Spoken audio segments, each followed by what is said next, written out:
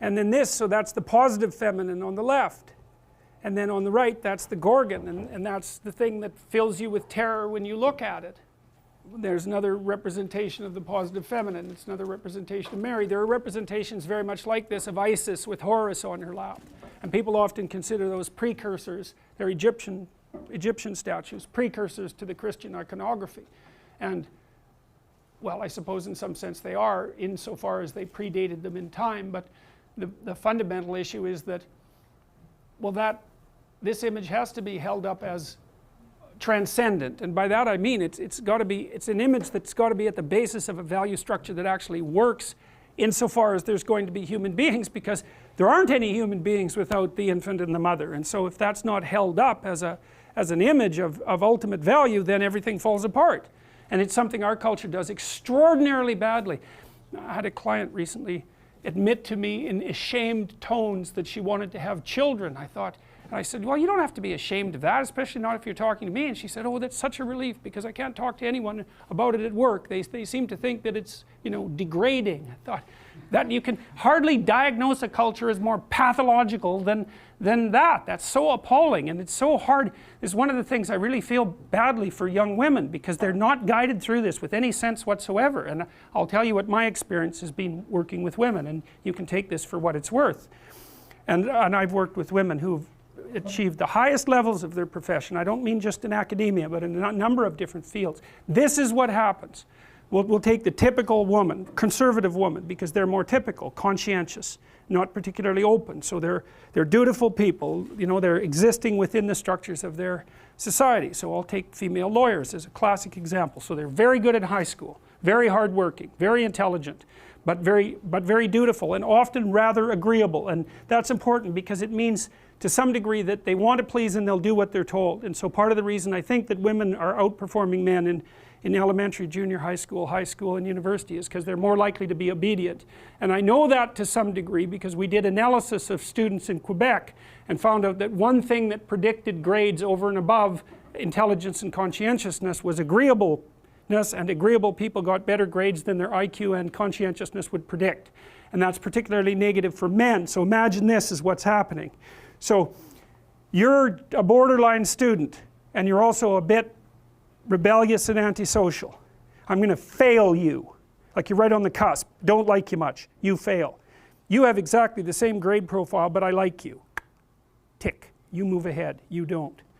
And so one of the things that's dividing men from women as they progress through school is the degree to which they're agreeable. Now that works out to some degree for women insofar as the agreeableness moves them forward, but they encounter the negative elements of being agreeable later in their careers. Anyways, their women are very good in high school, then they go to college, they're very good in college, they nail their damn grades, they do their studying, they get their A's, and they ace their LSAT, so they're smart too. Then they go off to do their articling and they're really, really good at it. And then they get offered an associate position and they're really, really good at it, and then by the time they're 30 they make partner, and let's say they're in high pressure, high paying jobs, $250,000 a year, $300,000 a year, $500 an hour. Okay, what's your life like? You work all the time, period. 70 hours a week, 75 hours a week, flat out, and you don't get to make any mistakes. And if your client calls you at 3 in the morning on Sunday, you say, I'm really glad to hear from you, because if you don't, there's some hot law firm in New York that'll take your client from you at a moment's notice. And the client is paying you, whatever, the firm, $750 an hour, of which maybe you get $350, and what they want is an answer about something really complicated, right bloody now. And you can say all you want about the fact that women have a difficult time with that because it's a male-dominant patriarchy. Any female lawyer who's hit 30 and is a partner that has any sense at all knows that's complete bloody rubbish. It's market determined right to the core. What happens to the women when they're in their 30s? They all leave the high-end law firms. Why?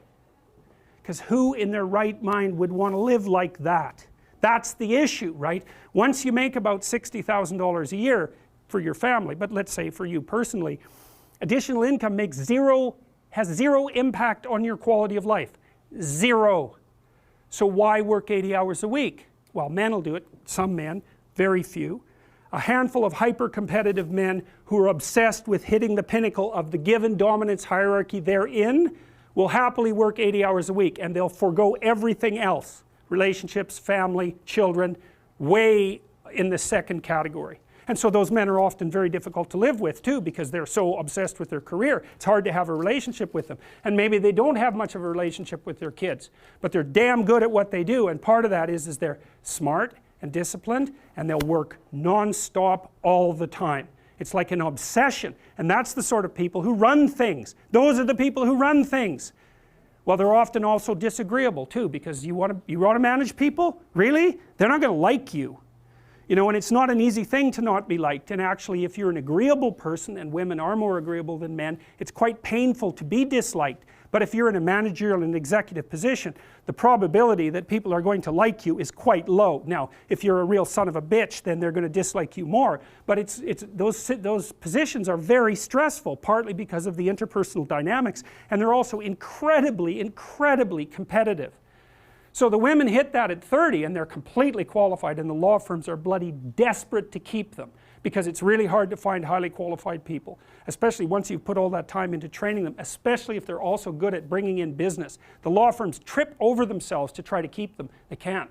The women think, why in the world am I doing this? Why in the world would anyone in their right mind do this? Especially because they're often married by that point too, and generally they've married a husband who makes as much money or more than them. So they don't need the damn money. And so they think, well, there's more to life than this, which is exactly the right thing to think. And so then they go and find a job that's 9 to 5 and controllable, so that they can hire a nanny and have some kids and have a life. And it's like, yes, that's the intelligent thing to do. So we've got things backwards in our culture. We're thinking, at least in part, why aren't there more women in positions of power? Wrong question. The right question is, why are there any men at all who want those positions of power? Because it's not just positions of power. You have to be such a knothead to think that. Oh, it's a position of power. It's like, sure, but it's a position of overwhelming responsibility. And if you make mistakes, you're done. Right? It's not like you occupy that position of power and everyone does what they're told all the time and your life is easy. It's like, forget about that. People are on your case to do exactly the right thing all the time, 100% of the time. And maybe you want that and maybe you don't. So I don't know what people think is these people are all sitting in their offices with their feet up on the desk, smoking cigars and oppressing the world. It's like, that isn't how it works. Those people, they work flat out all the time.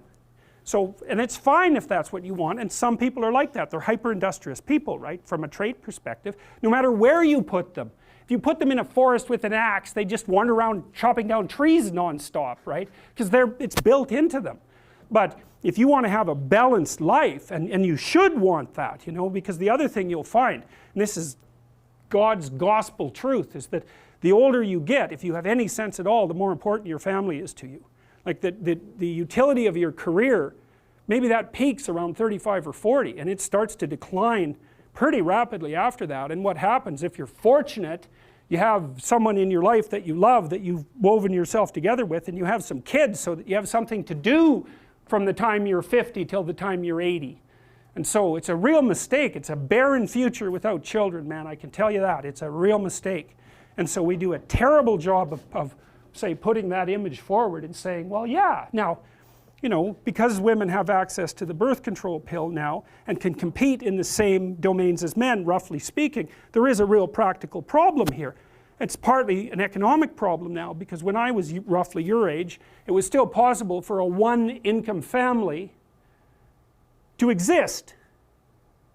Well, you know that wages have been flat, except in the upper 1% since 1973. Why?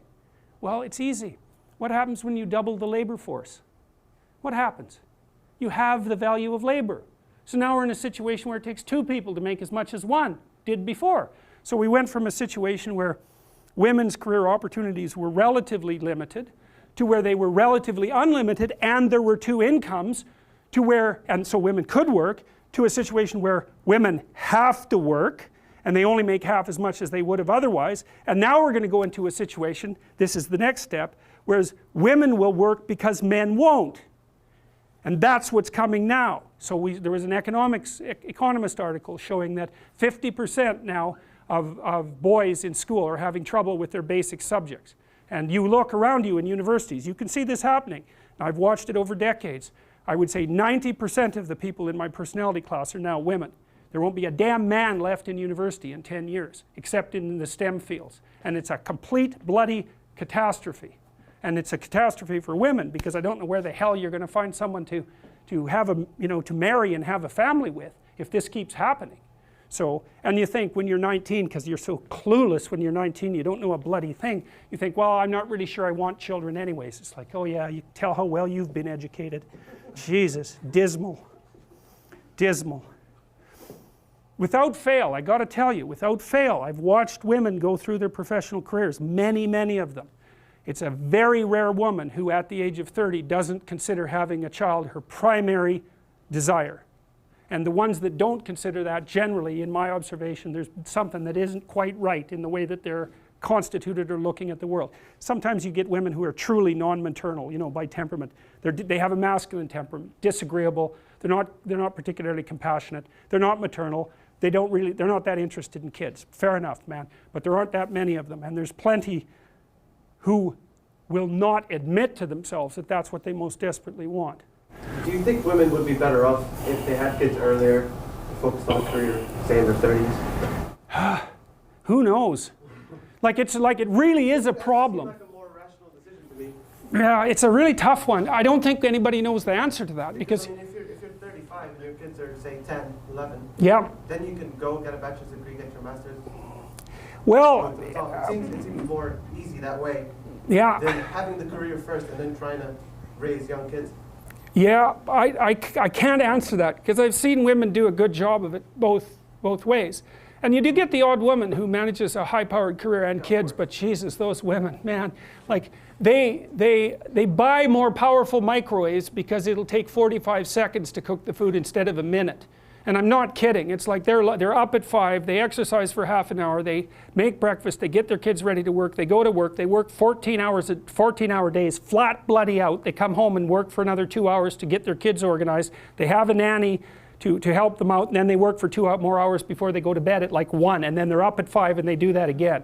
And I'll tell you, you better be tough if you're going to do that, physically too, because you'll just burn yourself to a crisp. I've seen some women manage it, but they're tough and they're rare, because that's a hell of a regimen. And then if anything goes wrong, you have a sick kid or something like that, or there's any sort of crisis in your family, it's just, then it becomes too much. And I don't know the answer to that, I mean, the advantage women have is they live about 8 years longer than men, because testosterone kills men.